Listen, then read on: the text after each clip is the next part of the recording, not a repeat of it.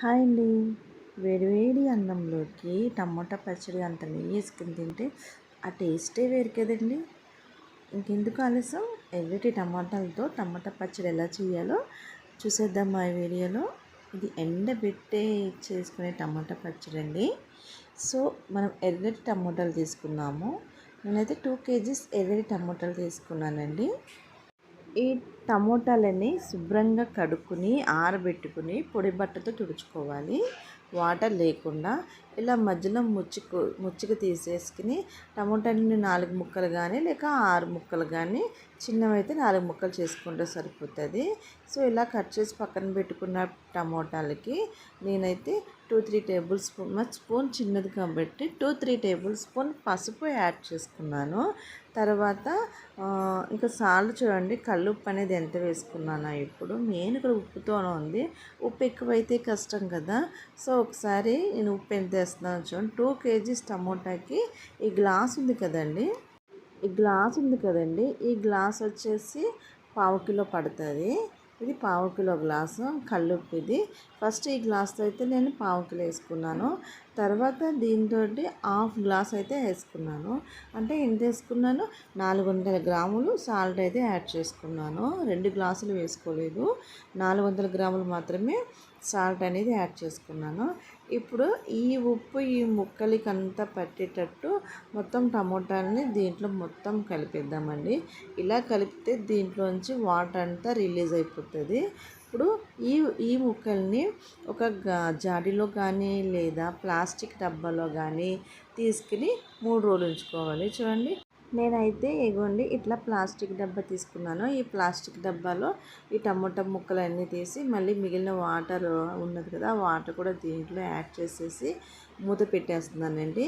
ఇది next day అండి, night కలిపినాను. ఇది నెక్స్ట్ డే రోజు తీసుకుని కలుపుకుంటూ ఉండాలండి ఈ ముక్కలు.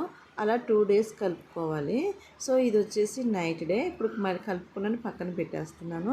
ఇది మళ్ళీ సెకండ్ డే అండి. ఇది చూడండి ఎట్లా ఉందో. సో ఇంకా ఇది వచ్చేసి థర్డ్ డే అండి. ఇంకా ఆ ఒక్కరోజు ఉంచేసి ఇంకా నెక్స్ట్ డే ఈ ముక్కల్ని తీసేసి బాగా నీళ్ళు లేకుండా పిండేసి ముక్కలు నీళ్ళలోంచి సపరేట్ చేసేసాను. ఈ ముక్కలన్నీ బాగా నీళ్ళు అనేది ఉంచకూడదండి. నీళ్ళు అనేది తీసేస్తే నీళ్ళు తక్కువ ఉంటే పచ్చడి అనేది గట్టిగా అయిపోతుంది, గట్టిగా వస్తుంది. సో వాటర్ అనేది ఎక్కువ వచ్చేలా పిండుకోవాలి. ముక్కలు వాటరు ఇట్లా సపరేట్ చేసేసుకొని అప్పుడు విడివిడిగా ముక్కల్ని వాటర్ని ప్రతిరోజు ఆ ముక్కలు ఎండేంత వరకు ఒక క్లాత్ కానీ కవర్ కానీ, సో ఎవరికి కన్వీనియంట్ ఉంటుందో ఎండలో ఎండబెట్టాలి. నాకైతే 2 days పట్టిందండి ఎండడానికి. ఇప్పుడు కొంతమంది దీంట్లో డైరెక్ట్గా చింతపండు వేసి ఇలా ఎండబెట్టేస్తారు. సో అవసరం లేదండి. చూడండి, నాకైతే ఇలా 2 days పట్టింది. 2 days ఇగో వాటర్ అయితే ఇదిగోండి. ఇప్పుడు నేను చింతపండు కూడా దీంట్లో ఉన్న లేయర్స్ పిక్కలు అన్నీ సపరేట్ చేసేసుకుని ఈ చింతపండు కూడా ఎండబెట్టుకున్నాను. 1 hour బిఫోర్ ఎండబెట్టుకున్నాను అంతే. ఇప్పుడు చూడండి ఇదంతా ఎట్లా అయిందో, బాగా డ్రై అయిపోయింది. సో పట్టుకుంటే ఇరుగుతున్నాయి కూడా కొన్ని. ఇప్పుడు ఏం చేద్దామంటే ఈ చింతపండును కూడా మనము దీంట్లో వేసేసి ఒక 2-3 hours నానితే సరిపోతుంది. దీంట్లో చింతపండు కూడా మొత్తం క్లీన్ చేసి పెట్టుకున్నాము. మనం ఈ చింతపండుని ఈ ఎండలోనే ఒక 2-3 hours ఉంచేసి ఎండబెట్టేద్దాము. చూడండి, ఈ వాటర్లోనే మనం ఈ చింతపండు అంతా యాడ్ చేసుకున్నాం కదా, ఈ 2 ఎండలోనే ఉన్నాయి. ఇప్పుడు ఒక 2-3 hours అలానే ఉంచేద్దాం. ఈవినింగ్ ఇప్పుడు చూడండి బాగా డ్రై అయిపోయిన టమాటా ముక్కలు చూడండి ఎలా కనిపిస్తున్నాయో, బాగానే కదండి. ఇప్పుడు మనం దీన్ని ఏం చేద్దామంటే ఇలా మెత్తగా కాకుండా కచ్చబిచ్చగా తినేటప్పుడు పంటికి తగిలితే ఆ టేస్ట్ అనేది బాగుంటుంది, టమాటా టేస్ట్ అనేది. సో కచ్చబిచ్చగా మనం మిక్సీ పట్టుకుని పక్కన పెట్టుకున్నాము. నెక్స్ట్ ఏంటంటే చింతపండు మన గ్రైండర్లో కొంచెం నాకు వీడియో తీయడానికి ఒక చేతితో ఇబ్బంది అయ్యి వీడియో సరిగ్గా రాలేదు, దయచేసి ఎవరేమనుకోదు. మనం నానబెట్టుకున్న చింతపండు వాటర్ ఉంది కదండి, మొత్తం దాన్ని ఈ గ్రైండర్లో వేసేసుకుని మొత్తం గ్రైండ్ చేసేసుకుందాము. ఇలా మొత్తం చింతపిక్కలు ఎక్కడ తగలకుండా మొత్తం పేస్ట్లా చేసేసుకున్నామండి. పిక్కలు అనేది మెయిన్ లేకుండా క్లీన్ చేసుకుంటే సరిపోయింది. చింతపండు చూడండి ఆల్మోస్ట్ నలిగిపోతుంది కదా. ఈలోపు మనం ఏం చేద్దామని పక్కన ఒక స్పూన్ మెంతులు, ఒక స్పూన్ ఆవాలు దూరగా వేయించుకుని పొడి చేసుకుని పక్కన పెట్టుకుందాము. ఇంకా ఇవి ఉన్నాయి కదండి మనం చేసుకున్న టమాటా ముక్కలు, ఈ చింతపండు నలిగిపోయిన తర్వాత ఇవి కూడా దీంట్లో వేసేసుకుని నలిపేసుకున్నాము. ఇవి వేసిన తర్వాత ఎక్కువసేపు నలగక్కర్లేదండి గ్రైండరు. జస్ట్ 3-4 మినిట్స్ నలిగిన తర్వాత తీసేయచ్చు. దీంట్లోనే కారం అనేది చూడండి, నేను 1 గ్లాస్ కారం వేసుకున్నాను. ఎంత వేసుకున్నానంటే కారం 500 గ్రాములు కారం అయితే దీంట్లో పట్టింది. నేనైతే వేసుకున్నాను. మనం కలిపి పెట్టుకున్న మెంతి పొడి, ఆవాల పొడి ఉంది కదండి, అది కూడా దీంట్లో యాడ్ చేసేసుకున్నాను. ఇవన్నీ కలిసిలో దీంట్లో కలుపుని కొంచెంసేపు గ్రైండర్ ఒక 5-10 మినిట్స్ తిప్పిన తర్వాత దీని అంతా ఇప్పుడు సపరేట్ చేసేద్దాము. ఈ పచ్చడి బయటకు తీసేద్దాం ఇప్పుడు మనం. కొలత ప్రకారం వేసుకున్నానండి. కిలో టమాటాలకి 1/2 కిలో, 1/2 కిలోకి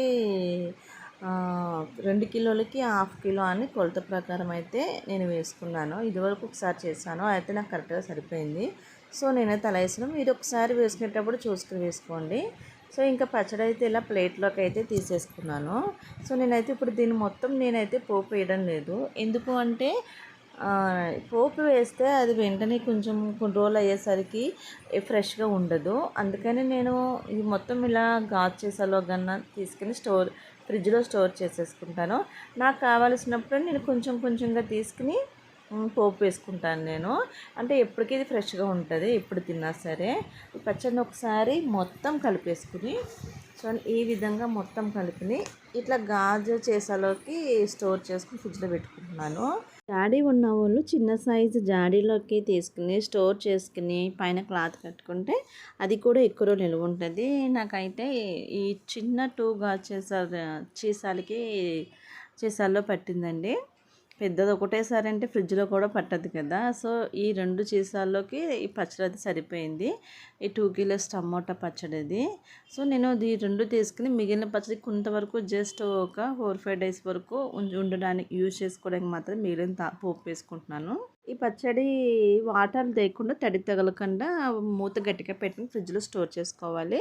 ఇంకా నేను తీసుకున్న పచ్చడి వరకు కొంచెం ఆయిల్ యాడ్ చేసుకుని శనగపప్పు, జీలకర్ర, ఆవాలు అండ్ వెల్లుల్లిపాయలు, కొంచెం కరివేపాకు అండ్ మిర్చి ఇవన్నీ కలిపి దూరగా వేయించుకున్న తర్వాత స్టవ్ ఆఫ్ చేసుకోవాలి. ఎందుకంటే వేడి ఆయిల్ అనేది కలపొద్దండి. ఆయిల్ బాగా చల్లగా అయిపోయిన తర్వాత ఈ పచ్చళ్ళలో కలుపుకోవాలి. సో ఆ స్టవ్ అయితే ఆఫ్ చేసేసుకున్నాము.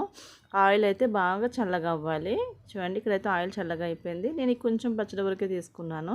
సో దీంట్లోనే మనం వేసుకున్న పోపని దీంట్లోనే వేసేసుకున్నాను. ఆయిల్ చల్లగా అయిపోయిన తర్వాత ఇది మొత్తం ఈ పచ్చడిలోకి ఈ ఆయిల్ ఇదంతా కలిసేటట్టు బాగా కలుపుకుందాము. సో అండి ఫైనల్గా పచ్చడి అయితే కలుపుకొని ఇలా గిన్నెలోకి తీసుకున్నాను డైనింగ్ టేబుల్ మీదకి. సో ఫ్రెండ్స్ ఎలా ఉంది? నా వీడియో కానీ నచ్చినట్లయితే లైక్ చేయండి, షేర్ చేయండి. ప్లీజ్ ఫ్రెండ్స్, కొత్తగా చూసిన వాళ్ళు సబ్స్క్రైబ్ చేసుకోవడం మర్చిపోవద్దు. Thanks for watching. బాయ్ అండి.